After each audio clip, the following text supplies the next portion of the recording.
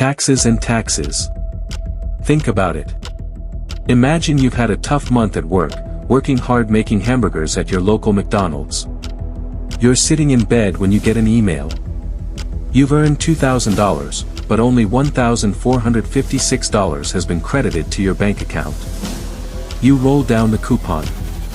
Federal income tax, state tax, Social Security, Medicare. It's the modern ritual of giving a portion of your money to invisible forces, and they expect gratitude from you. In short, taxes are the cost of society. You pay them.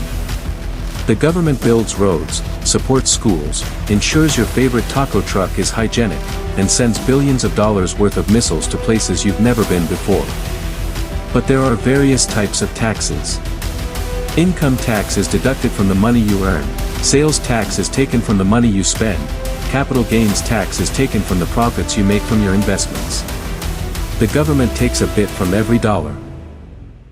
Most people also pay Social Security tax and Medicare tax. Basically, Social Security tax is like the government ensuring you save for retirement. They encourage you to save now, and that savings is given back to you when you retire. Medicare, on the other hand, is a health insurance tax that helps provide support to seniors or individuals with serious health problems. Now it's time to declare your taxes. Oh my God!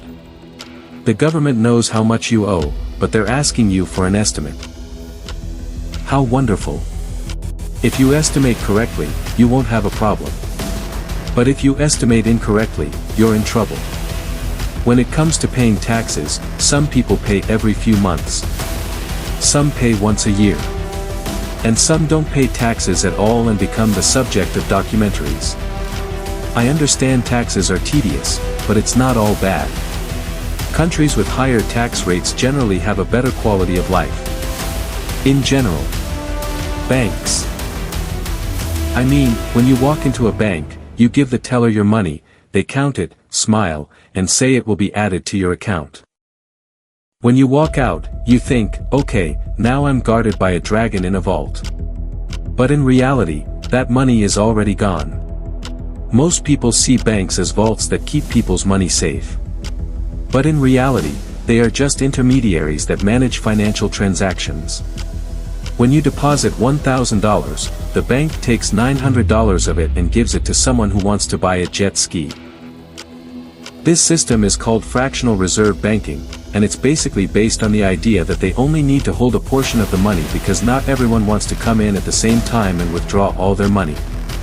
Of course, except for 2008, when people lined up to withdraw all the money in their accounts, which led to the system collapsing. Banks make a profit by lending your money at a higher interest rate than they give you. Basically, you provide the money supply, and the borrower provides the demand. Banks encourage you to deposit your money for several reasons. Spending with a card or sending a wire transfer is much more practical and easier than constantly carrying cash. They really incentivize you to keep your money in the bank by paying you interest. It's beneficial to leave your money in the bank, which is much safer than keeping it in a shoebox in your room. Most banks in the US have insurance up to $250,000 per person, that is, no matter what, the government guarantees that your money is safe by that amount. Interest. Think about it. Interest. You borrow $1,000. You have to pay back $1,280. Why? Because it's all the effect of interest. Interest is the price you pay for someone else to have your money. When you borrow, you pay the cost of using someone else's money. If you lend or save, interest is the price for patiently waiting and being tedious. There are two main types. Simple interest is like saying, this is a fixed fee. Thanks for playing. Compound interest means that every dollar you give out has a copy, and they demand rent. Let's say you have a debt on your credit card with 20% interest, and you missed a payment.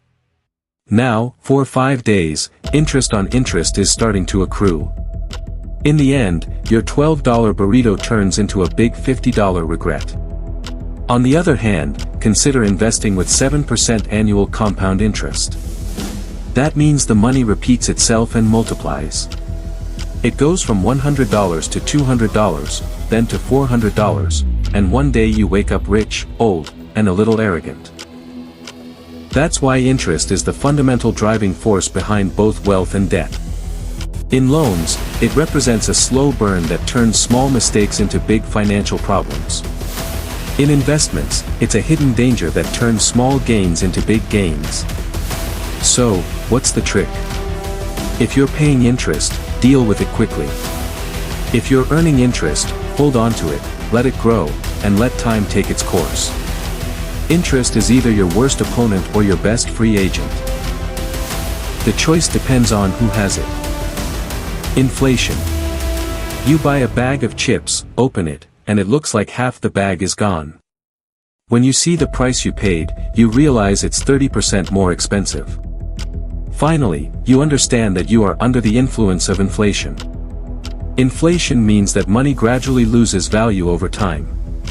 This doesn't happen suddenly, it's just a slow process of deterioration. A $5 bill is still technically $5, but you can now buy less processed food, less gasoline, and it's actually not as valuable as before. So, what are the reasons behind this?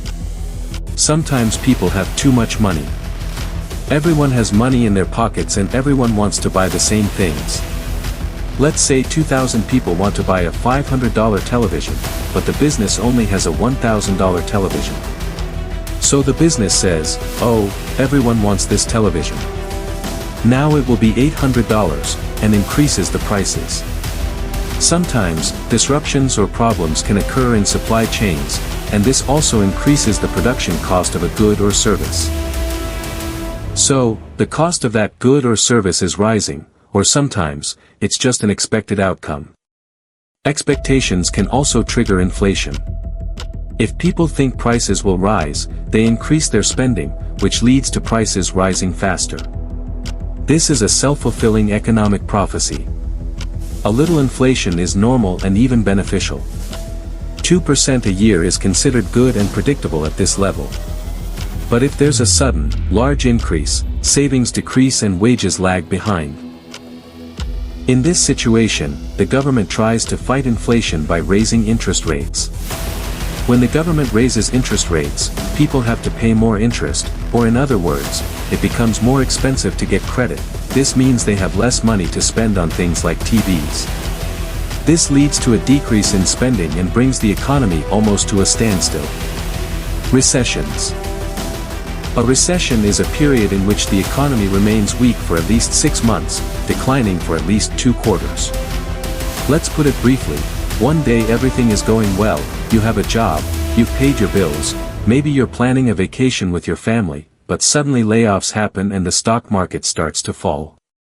In a recession, jobs disappear, companies have to cut costs, and everyone turns to saving their money for essentials instead of buying unnecessary things. What are the causes of recessions? There can be many factors. High interest rates can make borrowing quite expensive.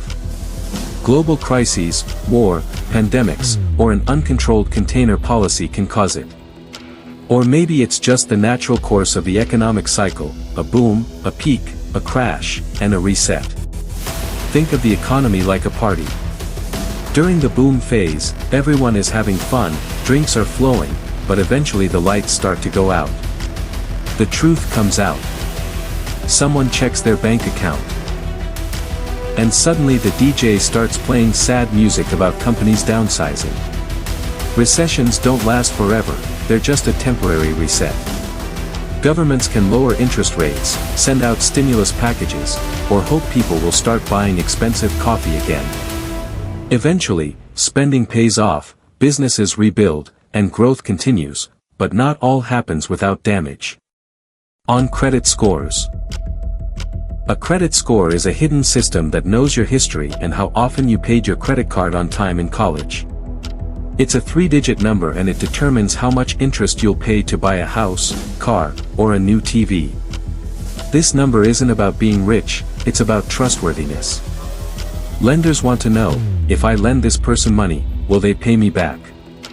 Credit scores range from 300 to 850. If you have a score below 580, that's a warning sign. Above 750, you stand out with your adult reliability. Most people fall between 640 and 650. It stays somewhere around 790. How is a credit score determined? Payment history. Do you pay on time? This is the most critical. Credit utilization rate. How much credit do you take out? How much can you get? Credit age. How long have you had your accounts? Credit mix. Credit cards. Loans, mortgages. Variety is beneficial. New credit. Lots of new applications. These are all factors that affect how your score is calculated. But if you really want to improve your score, you must make the principal payments on each of your loans without falling into arrears. If you fall into arrears, your score will drop. Your credit score is like a pet. If you don't take care of it, it will make your life difficult. Take good care of it and maybe one day, it will help you buy your own house. It's not about living in harmony with money. It's about looking good in the eyes of lenders. If you have no credit history, you can have a low credit score even if you have no debt. So, yes, it's a game and it's rigged, but if you learn the rules, you can win the game. Currency. Currency or cash. The strange thing about money and/or money is that it's not actually a tangible asset. People invented money to make the world a better place. Money makes trade easier. It makes building systems and regulating society more practical. That being said, there is no greater validity between a dollar bill and a Bitcoin. People believe that a dollar has more validity. And maybe it does right now, but that's entirely due to people believing it to be so. The same is true for a dollar bill and a stick. The only reason a dollar can buy something and a stick can't is because, as a society, we decide that a dollar is valuable and a stick is not. How does money actually work? Well, the government prints it. Central banks manage it, and ordinary people exchange it for goods and services. Banks need to regulate it because if the government prints too much money, inflation sets in and everyone's money becomes worthless. If banks produce too little money, nobody can make a living. Currency, or money, is a social system based on a shared belief and trust. Investment. So, speaking of investing, you now know about inflation. The most effective way to deal with inflation to protect your money is to invest. Investing means preventing your money from remaining passive and making it work for you. Instead of exchanging your time for money, you exchange money for more money. But the problem is, there's risk. What can you actually buy? Stocks. Small shares in companies. As the company grows, the value of your share increases. Bonds are essentially instruments where you lend money to a government or company, and they repay you with interest. Funds are collections where stocks and bonds come together so you don't have to do individual financial transactions. Real estate is property you expect others to pay for to live in forever. Of course, other options exist, but these are considered the primary investment methods. Investing isn't a matter of luck. It's important to act quickly, diversify, and remain patient. The vast majority of the wealthy didn't get rich by winning the lottery. They simply allowed compound growth for 30 years. And yes, there is risk in investing. Markets rise and fall. But the real danger isn't losing money. The real danger is not investing at all and witnessing inflation secretly steal the value of your future. Value. This is a more complex concept, but everyone should understand it. Imagine you pick up a stone. It's just a rock. Now imagine that rock is shiny and yellow. That's gold. Because it's rarer than an average rock, it's valued more. Gold isn't actually more valuable than an average stone. It's just more precious to people because we assign a high value to it. Understanding this is what allows people to become wealthy. If you provide high value, you can make a lot of money. Steve Jobs created the iPhone you're probably using right now. He created something that carries great value. That's why millions of people paid thousands of dollars for this small value.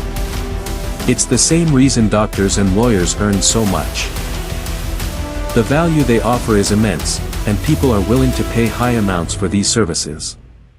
That's why Gucci or Louis Vuitton sells the same bag at the same price as Target, but prices it 100 times higher. People see it as more valuable. And that's the way it is. If you find a way to create value, even if it's not real value, you can make a lot of money. Time. Time is the most valuable asset in the world. And the best part is, almost everyone starts with a lot of time. You probably have a lot of time too. But no one has unlimited resources. Most people work in jobs where time is directly exchanged for money. 1 hour, a paycheck. A simple calculation. The highest earners have found a way to turn their time into millions of dollars. And it's not magic. It's about skills, resources, and how you manage your time. But time doesn't make any investment work as effectively as it has in the past. There's no more powerful way to build wealth. Not luck, not income, but time. Because wealth is the result of years, not days. Money invested doesn't just grow, it increases. First slowly, then faster. That's why ordinary people with modest incomes can retire with a 7th-tier level of wealth. They didn't bypass the system, they used it effectively. A small amount of money, when invested regularly over a sufficient period, can turn into a huge fortune. Thank you for listening. Don't forget to subscribe to my channel. I look forward to seeing you again. Goodbye.